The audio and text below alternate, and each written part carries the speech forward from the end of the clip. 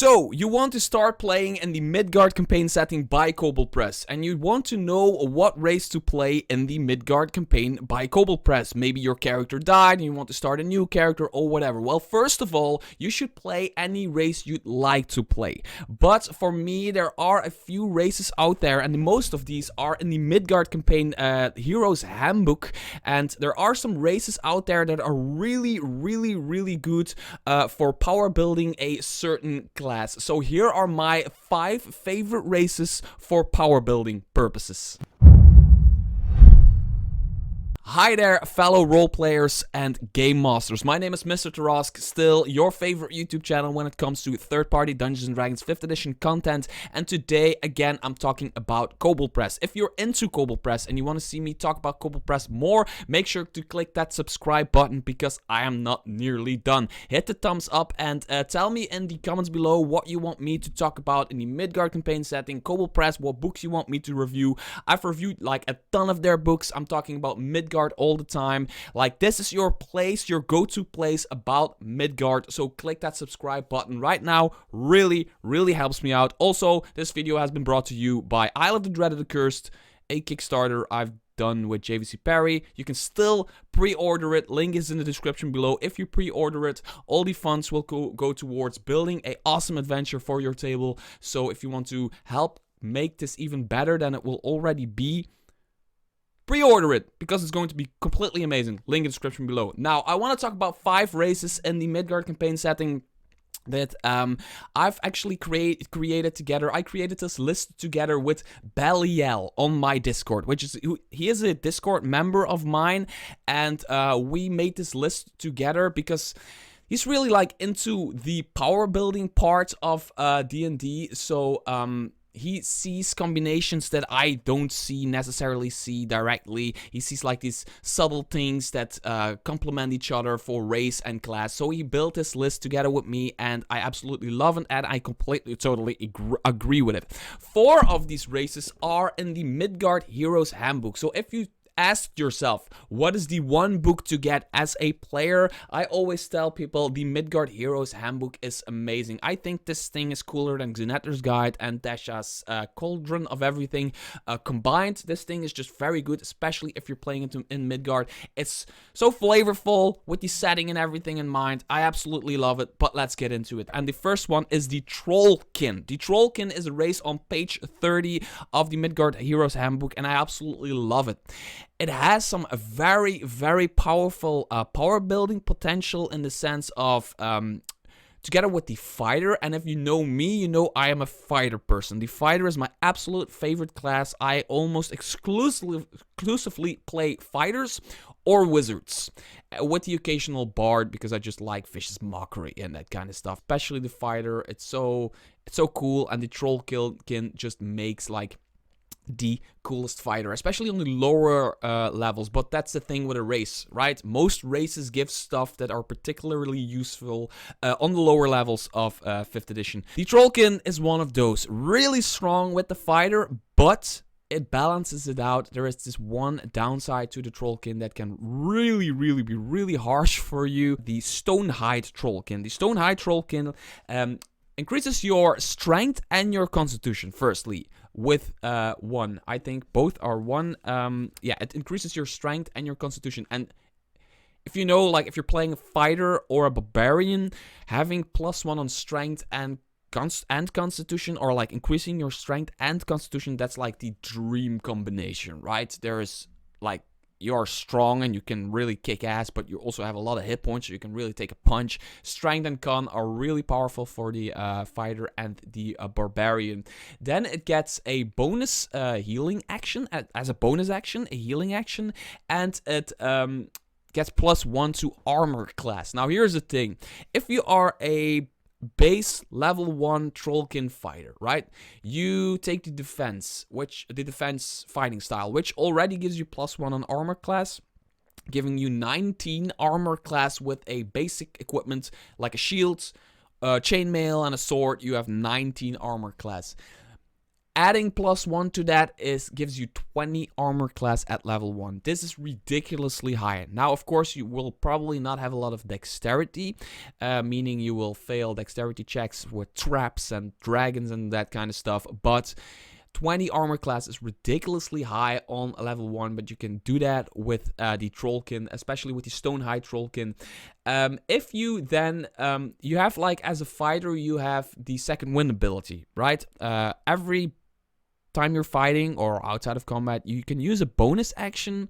Every short rest, you can use a bonus action to roll a d10 plus your level, and you heal that. Like in the middle of the combat, you can just heal 1d10 plus your level, which can come in really handy on the lower levels. Like, it saved my guts a bunch of times, and I really love the second wind ability and the flavor behind it. Like, finding your second wind, right? Everybody knows that feeling of being like playing a game of baseball or basketball and you're really tired. You take like a quick sip of water and you just breathe for a second and you find your second wind. And I absolutely love that, and I always role play the heck out of that when I play fighters. Now the Trollkin gets another thing called Inhuman Vigor, which can, as another bonus action, you can roll a hit die and gain hit points as if you finished a short rest. You can only do this once, but it scales with your level, which is absolutely cool. You can roll one hit die plus your constitution. You have to spend a hit die, but still it's a bonus action in the middle of combat. And if you play like the typical sword and board fighter, like a shield and a sword or an axe or whatever, you're not doing a lot with your bonus actions. So having a second wind and having a another bonus action, healing action, can really come in very handy if you're that frontline fighter. You already have a lot of constitution, you already have a lot of strength, so having like 2 self heals is really cool. It can take some of the work away from, let's say, if your party has a cleric and they are constantly healing people, you can like take some of the work of the cleric away, and you're like, I'm okay, don't heal me, I still have a bonus action heal, I will do that next round. And you can really like, self-healing is super important as a fighter because it takes the pain away for the cleric or the bard. And that's basically it. Strength, con, armor class, bonus action heal, really, really, really strong, but it balances it out, to my opinion, because of something like it says here. If you take acid or fire damage, whatever, you lose access to this ability until you finish a short or a long rest. Other than that, it's an amazing combination, and I love it for the fighter. Another race, I've already talked about this race. I talked about the race, why I liked it, and that's the Ratfolk. I did an entire video on it. It wasn't super successful, but I don't really care about that. I just talk about it because I want to talk about it. But why am I talking about it today? That is because it is a it's like the best rogue out there, to my opinion. Not only like flavorfully, it's just a rogue, right? Even the artwork is kind of roguey. But yeah, the Ratfolk is just, it gives you +1 on dexterity. No, +2 on dexterity, which is for the rogue. It's absolutely amazing. Then it gives you a +1 on intelligence. It reduces your strength score, by the way. So if you're trying to push stuff and trying to lift stuff, don't try, because you will squish yourself probably. But your intelligence is increased by 1, which makes for very, very good arcane trickster, like the best arcane trickster. Dex +2, which makes for a very good rogue. Then something very important and something very cool is that it gives you a pack tactics without the sunlight sensitivity, and like the Kobold, like the official D&D Kobold gives you sunlight sensitivity, but it also gives you pack tactics. But this one does not give you sunlight sensitivity, which means you can like get advantage on your attack rolls a lot of the times, which is really powerful as a rogue, as you know, because if you have advantage, you have sneak attack, and if you have sneak attack, you do like a shit ton of damage. So let's say our party consists of a Trollkin fighter that's on the front line, keeping people busy, and this freaking dude stands next to him, and he's like stabbing away with advantage almost all the time. doing tons and tons and tons of damage. There's also the nimbleness, which makes you able to walk through other creatures' squares. As long as they're medium or large, you can just walk through their squares. Kind of like in Lord of the Rings, where the hobbits run underneath a horse. A normal-sized horse. I always thought that was a really cool scene. The Ratfolk can kind of do that in the middle of combat, just get away, walk through other people's squares, which is absolutely great. The Ratfolk makes a awesome rogue. Now, another one I want to talk about is purely strong because of a role-playing opportunity, a role-playing power build if you want. Also, it can be very powerful in combat, but this is like a role-playing thing, especially if you build a bard. And I'm talking about the gnome on page 21 of the Midgard Heroes handbook, which are called the Heimleim Gnomes. Clever, paranoid, and dangerous gnomes from the Midgard campaign setting. And the reason these are strong is they have the base stats of a gnome, a D&D gnome, just a gnome. Right? But they add a little bit onto it. And there's this one thing which gives you advantage on all persuasion checks, and it increases your charisma. So let's say you build a bard and you get 1+ on charisma, so you can build a really charismatic bard, which is a bard, right? Also good for the paladin or whatever, but a gnome paladin, really funny, gnome paladin. Anyway, you get to like have bigger charisma, your songs are better, your spells are better, your vicious mockery is better, your mama jokes are way better, but you also get this advantage on persuasion checks, which is really cool, especially if you look into the gnome. I've written it down right here if you look into the bard, I've written it down right here, and you get the expertise in persuasion. Yes, expertise. Expertise plus advantage is like seducing a dragon kind of level. And I just wanted to talk about this. It's like a small thing you can add to your gnome, you can add to your game as a bard, which only comes in every now and then for like these ridiculous role-playing opportunities. But I think it can be like a ton of fun to play a bard with very high charisma, persuasion advantage, and expertise in the skill, which is like super, super strong. Role-playing wise, it's super strong. Or in the middle of combat, you can just start like doing weird stuff. Like you come up with that stuff yourself. I don't want to be part of that. Anyway, the fourth one I want to talk about is the Bearfolk, and I'm just going to quickly skip over this one because everybody knows and loves, everybody who plays in Midgard or knows Kobold Press knows and loves the Bearfolk. So we all probably already know this, but I just want to mention it. The Bearfolk is the ideal class if you want to grapple people. That's all I'm going to say about the Bearfolk. There's always when I play Dungeons and Dragons, especially with new people, there's always like this one person who wants to build a character and just start grappling everybody for some reason. And I'm always like, yeah, take the Bearfolk. Or take whatever you want. Of course, you have to play whatever you want, but like the Bearfolk is ideal for it. Make sure to look into it. I just don't want to keep this going longer than it's supposed to be. Now, number 5, and this one is really special and kind of ridiculous. If you want to play a very strong supportive character and maybe even be the party leader in a sense and look really ridiculous while doing so, you should play a favorite Mushroomfolk from the Underworld Player's Guide. If you do not own this Player's Guide, don't worry, it's an extra you can buy with the Empire of the Ghouls campaign by Kobold Press. A very cool campaign that I'm about to play through as a player.